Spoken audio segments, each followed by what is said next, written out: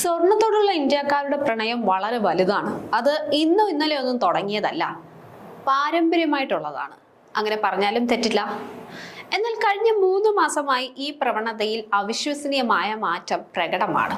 അതെ, മുമ്പൊക്കെ ആണെങ്കിൽ സ്വർണം വാഞ്ചു കൂട്ടുന്നതിൽ താല്പര്യപ്പെട്ടിരുന്നവര് ഇപ്പൊ അതൊന്ന് മാറ്റി ചിന്തിച്ചിരിക്കുന്നു. അതായത് കുറച്ചു കാലമായി സ്വർണത്തെ സ്നേഹിച്ചിരുന്ന ഇന്ത്യക്കാർ പെട്ടെന്ന് ആഭരണങ്ങൾ വിറ്റു തുടങ്ങിയിരിക്കുന്നു. കഴിഞ്ഞ 3 മാസമായി കണ്ടുവരുന്ന ഈ പ്രവണത സ്വർണ്ണ വിപണിയെയും സാമ്പത്തിക വിദഗ്ധരെയും ഒക്കെ അമ്പരപ്പിച്ചിരിക്കുകയാണ്. ജ്വല്ലറികളിൽ പോയി സ്വർണം വാങ്ങുന്നതിന് പകരം ഇപ്പോൾ കൂടുതൽ ആളുകളും സ്വർണം വിറ്റ് പണം കണ്ടെത്തുകയാണ്. സ്വർണം വാങ്ങാൻ കൊതിച്ച ഇന്ത്യക്കാർ കഴിഞ്ഞ 3 മാസമായി നടത്തുന്നത് സ്വർണത്തിന്റെ മറിച്ചു വിൽപ്പനയാണ്. എന്താണ് പെട്ടെന്നുള്ള ഈ ആശങ്കയ്ക്കും ഈ മറിച്ചു വിൽപ്പനയ്ക്കും പിന്നിൽ? പ്രധാനമന്ത്രി നരേന്ദ്രമോദിയുടെ പ്രസ്താവനയോ അതോ സ്വർണ്ണവില കൂടുതൽ ഇടിയുമെന്ന പേടിയോ? കഴിഞ്ഞ 3 മാസത്തിനിടെ 50,000 കിലോഗ്രാം സ്വർണമാണ് മറിച്ചു വിറ്റത്. നിലവിലെ വില പ്രകാരം ഏതാണ്ട് 65,600 കോടിയുടെ സ്വർണം വിൽക്കുന്നവരുടെ എണ്ണം 43% വർദ്ധിച്ചെന്നാണ് കണക്കുകൾ പറയുന്നത്. സ്വർണ്ണവില അതിന്റെ റെക്കോർഡ് പിന്നിട്ടെന്നും ഇനി കുത്തനെ ഇടിയുമെന്നുമാണ് പലരും കരുതുന്നത്. ഇതോടെ പഴയത് മാറ്റി പുതിയ സ്വർണം വാങ്ങുന്നതിന് പകരം വിറ്റ് പണമാക്കുന്നതാണ് പുതിയ ട്രെൻഡ്. ഇനി ഇങ്ങനെ നമ്മൾ വിൽക്കുന്ന സ്വർണം എന്ത് ചെയ്യുന്നു എന്ന് ചോദിച്ചാൽ, ഉപഭോക്താക്കളിൽ നിന്ന് വാങ്ങുന്ന സ്വർണം റീസൈക്കിൾ ചെയ്ത് പുതിയ ആഭരണമാക്കി വീണ്ടും വിപണിയിൽ എത്തുകയാണ് പതിവ്.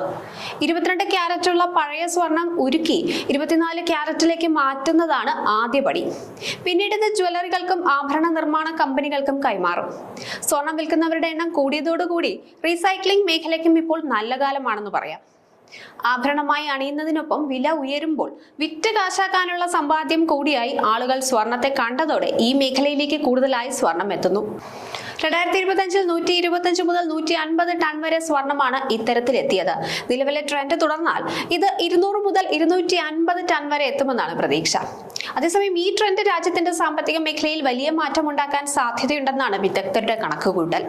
ആഭരണം എന്ന പേരിൽ വീടുകളിലും ലോക്കറുകളിലും സ്വർണം വാങ്ങി സൂക്ഷിക്കുന്നതായിരുന്നു ഇന്ത്യക്കാരുടെ പതിവ്. ഏതാണ്ട് 25,000 ടൺ സ്വർണം ഇന്ത്യയിലെ വീടുകളിലും ക്ഷേത്രങ്ങളിലും ഉണ്ടെന്നാണ് വേൾഡ് ഗോൾഡ് കൗൺസിലിന്റെ കണക്ക്. എന്നാൽ മറ്റു ചില കണക്കുകൾ പ്രകാരം ഇത് ഏകദേശം 50,000 ടണ്ണാണ്.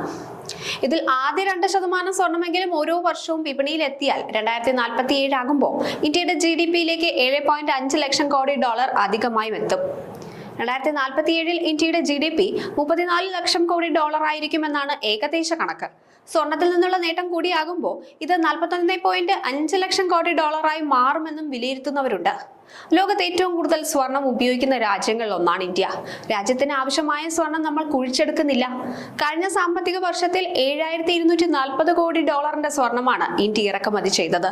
അടുത്തിടെ ഡോളറിനെതിരെ രൂപയുടെ വിനിമയ നിരക്ക് ഇടിഞ്ഞതോടെ ഇറക്കുമതി ചെലവ് വർദ്ധിക്കുകയും വിദേശ നാണ്യ ശേഖരത്തിൽ വലിയ കുറവുണ്ടാവുകയും ചെയ്തു. തുടർന്ന് 1 കൊല്ലത്തേക്ക് അനാവശ്യമായ സ്വർണം വാങ്ങൽ ഒഴിവാക്കണമെന്ന് പ്രധാനമന്ത്രി നരേന്ദ്രമോദി ആവശ്യപ്പെട്ടിരുന്നു.